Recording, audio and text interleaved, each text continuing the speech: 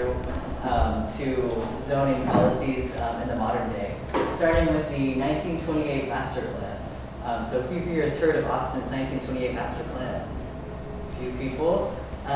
So this plan is the first master plan of the city of Austin, and it's infamous for enforcing segregation in Austin by only providing public services and facilities to Black people on the east side of Austin. So prior to the passage of this plan by the local government in 1928, Black and Mexican communities lived throughout Austin in freedmen villages, freedmen towns, and in neighborhood communities such as Wheatville, Pleasant Hill, and Clarksville. And Mexican-American neighborhoods were scattered throughout as well, including in downtown Austin, what is today downtown Austin. And so early planners recognized that people of color were dispersed throughout the city, and they wanted to make this plan so that they would be concentrated in one area. And so during the time leading up to the passage of this master plan, the city was transitioning to a city manager form of governance. And so the city was starting to run like more of a business. And city council was stacked with business and industry leaders from the Chamber of Commerce. And the mayor leading up to the passage of this plan was Robert Mueller, who the Mueller development is named for, who died shortly before this plan was passed, but was incremental in the passage of it. And so after the adoption of the 1928 plan, these city policies and racist white communities pushed out freedmen communities and Mexican residents over the next several decades. So it was a migration of people to the east side over time. And part of the motivation for that was to displace people of color in order to develop the land that they were previously on and increase the land value for increased profits. Next slide, please. And so further off from 1928, the city would also opt in zone areas in the east side of Austin as both residential and industrial. And so a lot of polluting and noxious industrial uses would be placed right beside resident homes. And so that includes the Holly Power Plant, which was a natural gas generating facility in the Holly neighborhood, which was only closed down, I think, in the early 2000s. There was a 50-acre jet fuel tank storage farm on the corner of Airport and Springdale for many years. And there was a massive plant on the corner of Bowman Airport that served as a recycling and waste management facility. And so these facilities and others had like terrible impacts on the residents around them, from contaminating the soil to causing increasing rates of cancer and asthma. But through activism and organizing from groups like Poder, People in Defense of Earth and Her Resources, local officials eventually felt pressure to remove some of these industrial uses, but it took a really long time to get that to happen.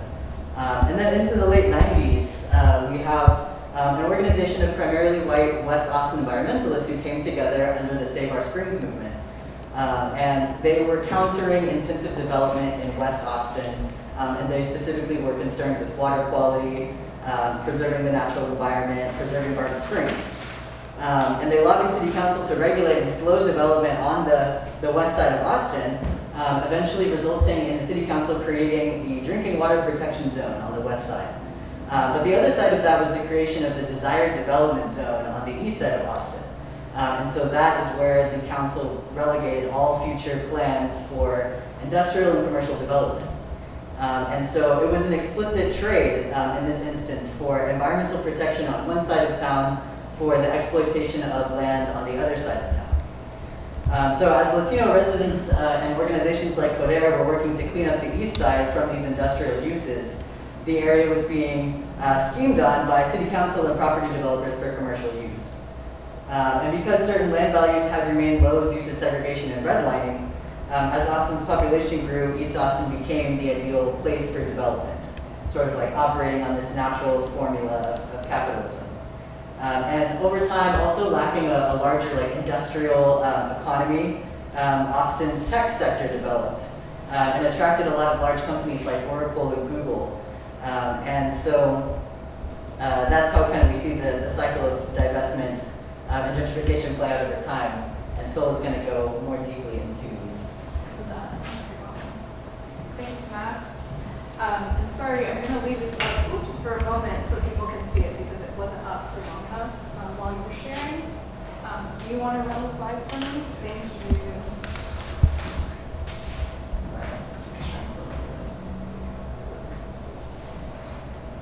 All right, so thanks, Max, for bringing us to the modern and present day realities of housing affordability, displacement, and the homelessness crisis. Oh, and this is the brief overview of that history. And we don't think about your questions, although do we want to reflect on any questions? Have people ask questions?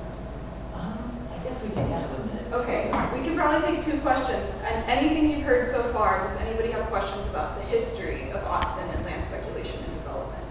Or we can just keep trucking through. What do y'all want? All right, we're gonna keep moving. Okay, so here we are, modern day realities of housing affordability, displacement, and homelessness crises, which are all interconnected systemically. So as Community Party TX, we ground our understanding of gentrification in terms of how it's seen and felt in our own communities, and specifically by residents who experience displacement and homelessness and housing insecurity. And those are folks who are going to disproportionately be people of color, right? Because it depends on your income, and class is very racialized in the United States due to all the histories that y'all just heard. So this was from a community meeting with folks who were directly impacted by homelessness and housing insecurity, and we asked, what do we see happening in our communities when gentrification is occurring? And so this was from one of those community conversations, and all came from folks who are directly impacted. And now we'll kind of move through something more. So this, I think most of us here are probably familiar more or less with the overall term gentrification, where low-income working class people, disproportionately people of color, are pushed out in favor of wealthier, usually white people. What I do want to point to that isn't always talked about is that it's an intentional process driven by the market and profit seeking, which means it's not natural. Usually gentrification is talked about as something that just naturally happens, but as we heard, there are historical decisions made, usually by corporate actors and private interests, that drive gentrification and drive the housing affordability crisis. So you can move to the next one. I want to point y'all to part of this definition from Causa Justa Just Cause, which is they recently shuttered, but a black and brown working class and poor renter-led organization that was based in the epicenter of the tech industry driven displacement in San Francisco and Oakland. So they came together and they were on the forefront of a lot of really incredible renter protections. But this is part of their definition, and they say it's driven by private developers, landlords, businesses, and corporations, and supported by the government through policies that facilitate the process of displacement. Here it's mentioning subsidies. In other parts of this report, Development Without Displacement, they also talk about incentive programs, density-focused zoning, which is a lot of what we'll talk about today. So you can go to the next part. Leave it there for now. So when I was getting ready for this power analysis piece, and Max and Misal were talking to me about Bethel, I was really excited because I've been doing town organizing for years, and could you go back? And I wanted to kind of see, what y'all's power analysis is. So we have a shared power analysis based on what y'all posted on Instagram. And I love the way y'all broke down that all of these impacts that renters experience with higher rent and exploitation and extra fees, neglect of the property, are based on increasing landlords' profits. So just click again. So what we're going to talk about specifically right now, and of course by power analysis we mean the structures of power, the systems and actors that cause the issues we see, in this case the housing affordability crisis. We're going to talk about how and why gentrification happens by extending this power analysis to real estate developers and investors. So to increase profit, real estate developers and investors will first purchase properties. Oh, could you go back again? I'm so sorry. Purchase properties where low-income renters live, the most affordable houses and apartment complexes.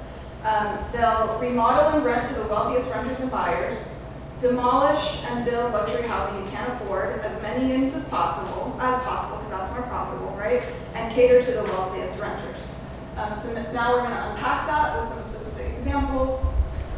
So y'all might remember, to increase profit, real estate developers and investors will illegally evict you as an immigrant renter to more quickly demolish your housing for a big tech campus. Do folks here remember when the Lakeview apartments were demolished to make way for the Oracle campus on Lakeshore and Pleasant Valley? So there were protests at that time. I remember going to protest the CEO of Oracle at UT. But yeah, that really happened, and the renters basically ended up having to get legal help to try to get compensation for their legal evictions. Next, they'll make profit by upzoning and demolishing apartments closest to the tech campus. And these are apartments that were affordable for refugees, formerly in-house folks, students, and families to build the domain on Riverside, as it was called by protesters, for high-income earners like tech employees. So y'all, anybody here know someone that lived at the ballpark apartments? Yeah, you lived at the ballpark apartments. No, I lived on Town Lake, but when I was at ACC, I had friends who lived at ballpark. Yeah, I had lots of friends that lived there. I crashed with them sometimes when I needed to.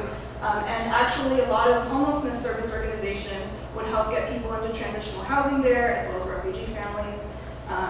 So for both of these projects, the developer first had to get approval from City Council to rezone the property in order to build the Oracle campus and the domain on Riverside, which hasn't been built yet. So the city had to upzone, or chose to upzone in service of Oracle's interests. You can go to the next slide. This is what Mayor Steve Adler said while this was happening, that he welcomed the expansion of Oracle because it will increase jobs in the city. It fits with the kind of business expansions we want, the kind of businesses we want to have in the city. It fits with Austin's brand as a tech place, and those things are all good. So basically, what we have to look at is how development interests do try to encourage council to be pro big tech and bring the big tech industry here through subsidies, tax breaks, etc. The regulatory environment in Texas, of course, is known to be like a tax haven for big companies. So it's important that we understand the tech industry produces extreme income